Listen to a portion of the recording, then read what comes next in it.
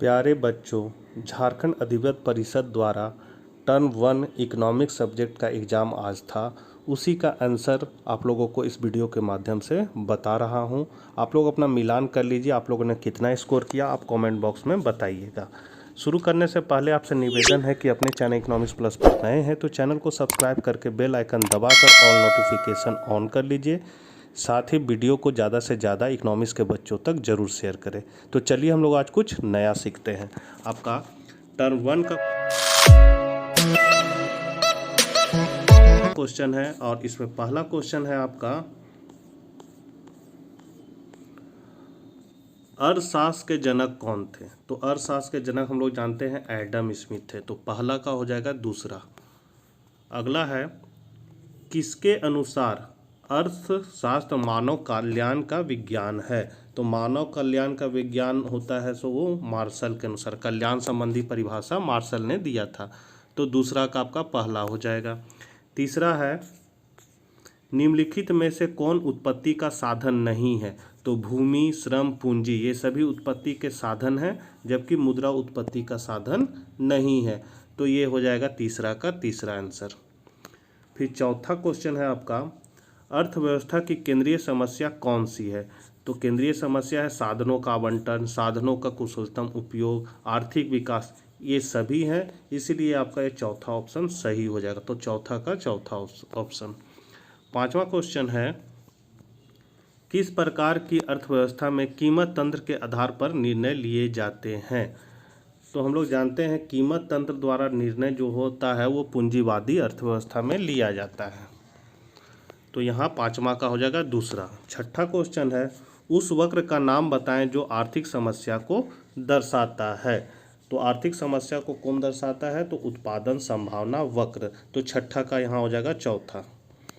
सातवां क्वेश्चन है आपका, गोसेन का प्रथम नियम कौन सा है? तो गोसेन का प्रथम नियम आपका है सीमांत उपयोगिता ह्रास नियम। तो सातवां का हो जाएगा दूसरा। आठवां है, जब कुल उपयोगिता अधिकतम होती है तब सीमांत उपयोगिता है। तो क्या होती है सीमांत उपयोगिता? शून्य हो जाती है। ये बहुत बार बता चुके हैं, मॉडल क्वेश्चन में भी दिया हुआ था। अगला क्वेश्चन है, कीमत या बजट रेखा की ढाल होती है। तो कीमत या बजट रेखा की ढाल आपका होती है -px/py। अगला क्वेश्चन है 10वां, उपयोगिता का क्रमवाचक सिद्धांत किसने दिया? तो उपयोगिता का क्रमवाचक का सिद्धांत है सो हिग्स एवं एलेन ने दिया था, और गणनावाचक का सिद्धांत मार्शल दिया था। तो यहाँ क्रमवाचक पूछ रहा है तो हिग्स और एलेन हो जाएगा। तो 10वां का हो जाएगा दूसरा ऑप्शन। 11 क्वेश्चन है, सीमांत उपयोगिता ह्रास नियम के प्रतिपादक हैं। तो ये प्रतिपादक है, सर्वप्रथम इसको गोसेन अर्थशास्त्री ने दिया था। तो यहाँ हो जाएगा 11 का पहला।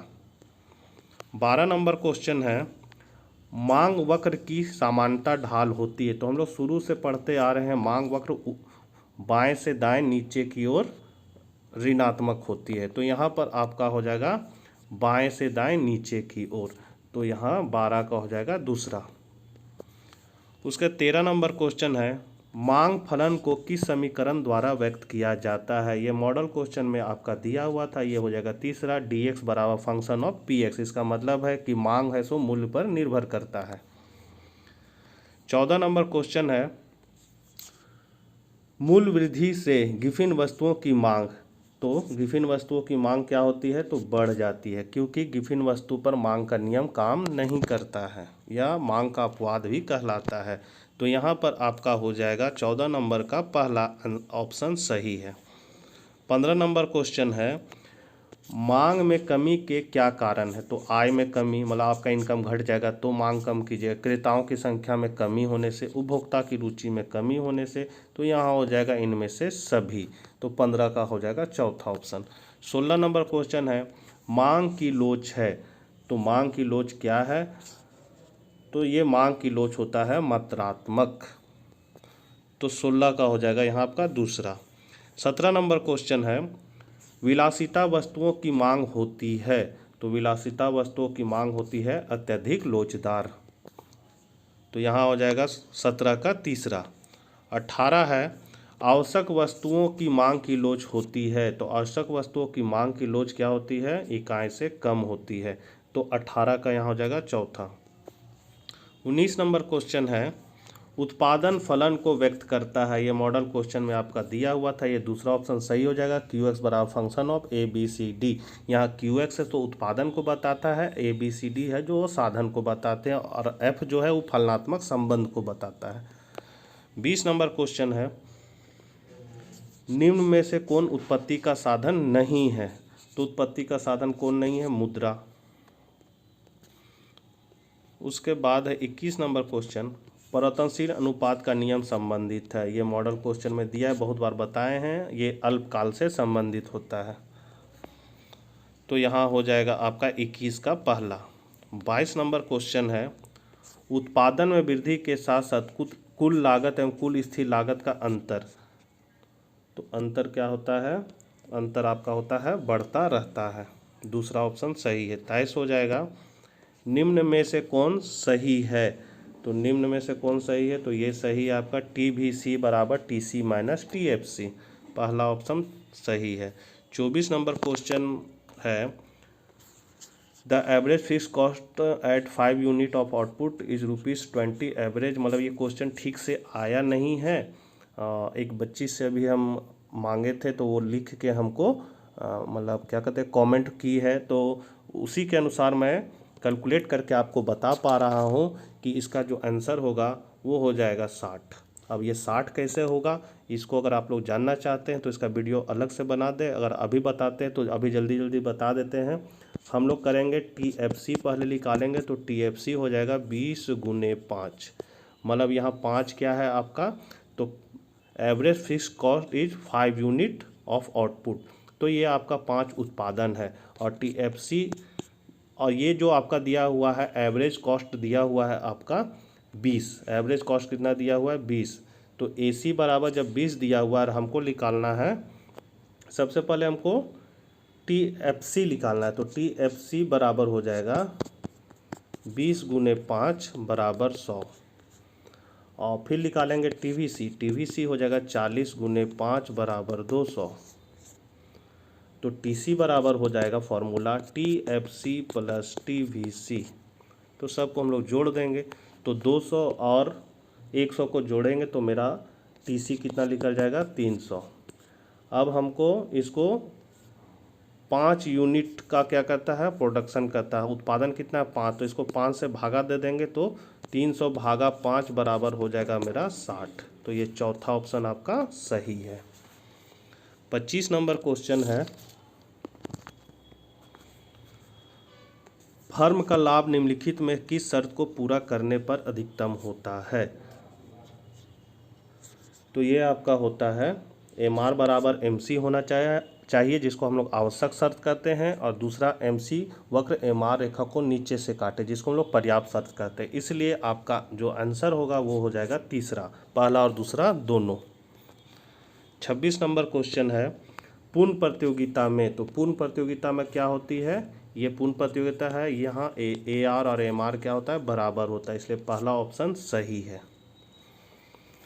तो 26 का हो जाएगा पहला।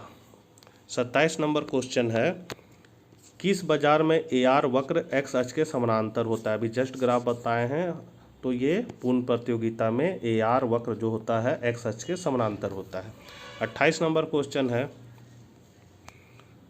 फर्म की अंतिम संतुलन दशा में। तो अंतिम संतुलन की दशा में क्या होता है, तो पहला शर्त है MR बराबर MC होना चाहिए, और दूसरा शर्त है कि MC की रेखा MR रेखा को नीचे से ऊपर जाते हुए काटे। तो यहाँ दूसरा ऑप्शन आपका सही है, ऊपर से काटे नहीं, इस तरह होगा, इस तरह, मतलब ये नीचे से ऊपर जाते हुए यहाँ काट रहा है, तो यहाँ पर संतुलन होता है। तो ये आपका दूसरा मतलब ये आपका 28 का दूसरा सही है, ये सेकेंड वाला सही है। 29 नंबर क्वेश्चन है, वस्तु की पूर्ति के निर्धारक घटक कौन से हैं। तो वस्तु कीमत है, संबंधित वस्तु की कीमत है, उत्पादन साधनों की कीमत है। तो इनमें से सभी, ज़्यादातर इनमें से सभी ही होता है, तो ये चौथा ऑप्शन सही है। 30 नंबर क्वेश्चन है, पूर्ति अपनी मांग स्वयं उत्पन्न करती है, यह कथन किसका है। तो यह कथन है आपका JB से का। तो पहला ऑप्शन सही है। 31 नंबर क्वेश्चन है, ES बराबर 0 का अर्थ है कि पूर्ति की लोच क्या होगी? तो पूर्णतया बेलोचदार होगी। तो यहाँ पर दूसरा ऑप्शन सही है। 31 का हो जाएगा दूसरा। 32 नंबर क्वेश्चन है, पूर्ति लोच की माप किस सूत्र से ज्ञात की जाती है? तो पूर्ति की लोच आपका ज्ञात किया जाता है पहला डेल्टा Q बट्टा Q बट्टा डेल्टा P बट्टा P। 33 नंबर क्वेश्चन है, बाजार की क्या विशेषता है? तो अभी हम जस्ट बताए हैं इनमें से सभी ही आंसर होता है। तो यहाँ पर आप लोग कह सकते हैं 33 का हो जाएगा चौथा। 34 है, पूर्ण प्रतियोगिता में क्या स्थिर रहता है? तो AR और MR क्या होता है? स्थिर होता है। यहाँ देख सकते हैं ये AR और MR है जो एक सीधी रेखा है, ये स्थिर होता है। तो यहाँ पर हो जाएगा आपका तीसरा, 34 का तीसरा। 35 है, कौन पूर्ण प्रतियोगिता की विशेषता नहीं है? तो यहाँ पर विज्ञापन तथा विक्रय लागतें क्या होती है? पूर्ण प्रतियोगिता की विशेषता नहीं है। 36 है, श्रम की 2 इकाई लगाने पर कुल उत्पादन 22 है और 1 इकाई लगाने पर यह 10 उत्पादन होगा। तो इसका आंसर आपका हो जाएगा 12। 12 कैसे हो जाएगा? तो 10 में से 22 को घटा दीजिए, 10 22 को घटा दीजिए, तो यहाँ आ गया आपका कितना? 12। 36 का हो जाएगा दूसरा। फिर है आपका 37, एक वित्त मंत्री वैसी वस्तुओं पर कर की दर में वृद्धि कर सकता है जिसकी मांग की कीमत लोच होती है। तो क्या होती है? 1 से कम होती है। तो यहाँ 37 का हो जाएगा दूसरा। 38 है, मार्शल के अनुसार उपयोगिता की माप की इकाई क्या होती है? तो यूटिल होती है। इसको हम बहुत बार बता भी चुके हैं, यूटिल। तो पहला ऑप्शन सही है। 38 का हो जाएगा पहला। 39 नंबर क्वेश्चन है, किसी वस्तु की पूर्ति की मात्रा और उसकी कीमत के बीच किस प्रकार का संबंध पाया जाता है? तो पूर्ति और कीमत के बीच हमेशा प्रत्यक्ष संबंध पाया जाता है। मतलब इसका ग्राफ इस तरह था, मतलब मूल्य बढ़ेगा तो पूर्ति भी बढ़ता है, तो इसलिए प्रत्यक्ष संबंध इसको कहते हैं।